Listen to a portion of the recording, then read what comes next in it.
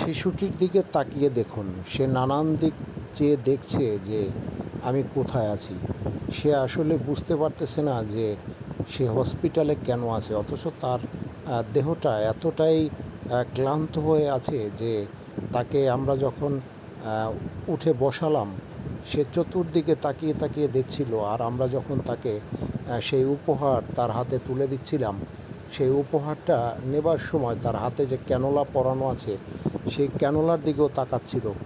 মনে হচ্ছিল সে ক্যানোলায় সে একটা ব্যথা অনুভব করছে। কাজে আপনাদের সবার কাছে রিকোয়েস্ট, আপনারা এই অসুস্থ শিশুদের জন্য প্রার্থনা করুন এবং এই ভিডিওগুলি বেশি বেশি করে শেয়ার করে দেন।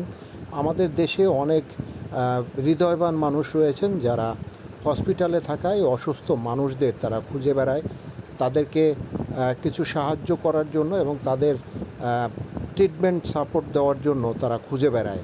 আমরা যখন হসপিটালে গিয়েছি তখন দেখেছি যে অনেক মানুষ আছে যারা হসপিটালে ঘুরে ঘুরে ঘুরে ঘুরে ঘুরে দেখে যে কোন পেশেন্টটা, কোন শিশুটা সে অর্থের জন্য ট্রিটমেন্ট করাতে পারছে না, অর্থের জন্য তার টেস্ট করাতে পারছেন না, অর্থের জন্য তার মেডিসিন কিনতে পারছেন না। এরকম অনেক মানুষ আছে যারা হসপিটালে ঘোরে। কাজেই আপনাদের সবার কাছে রিকোয়েস্ট, আপনারা যারা এই ভিডিওগুলি দেখেন, আপনারা সবাই এই ভিডিওগুলি বেশি বেশি করে শেয়ার করে দেবেন যেন সেই মানুষগুলোর সামনে পড়ে। এবং প্রতিনিয়ত যে রিকোয়েস্টটা আমি আপনাদের কাছে করে থাকি যে এই অসুস্থ শিশুদের জন্য আপনারা প্রার্থনা করুন। যার যার ধর্মীয় স্থান থেকে আপনারা প্রার্থনা করুন প্লিজ।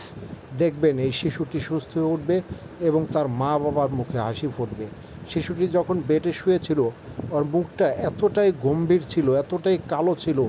যখন আমরা তার সাথে কথা বললাম এবং তাকে ধরে উঠালাম, সে উঠে বসলো, আমরা তার সাথে কথা বলতেছিলাম, খুব সুন্দরভাবে সে আমাদের কথা শুনতেছিল এবং তার জন্য আমরা প্রার্থনা করতেছিলাম।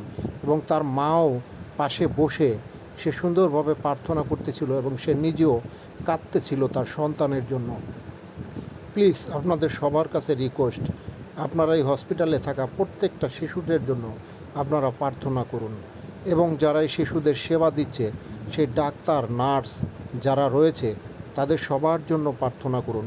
যারা এই হসপিটালটি পরিষ্কার পরিচ্ছন্ন করে রাখছে, তাদের জন্য প্রার্থনা করুন যেন তাদেরকে প্রভু ধৈর্য দেন, ধৈর্য সহকারে যেন এই পুরো হসপিটালটি পরিষ্কার পরিচ্ছন্ন রাখতে পারে। প্রার্থনা করবেন হসপিটালের পরিচালক, সহকারী পরিচালক যারা দায়িত্বে রয়েছেন, তাদের জন্য যেন তারা সঠিকভাবে তাদের দায়িত্ব পালন করতে পারে। কারণ এই হসপিটালে যারা দায়িত্বরত রয়েছেন তাদের অনেক দায়িত্ব আমরা দেখে এসেছি। প্লিজ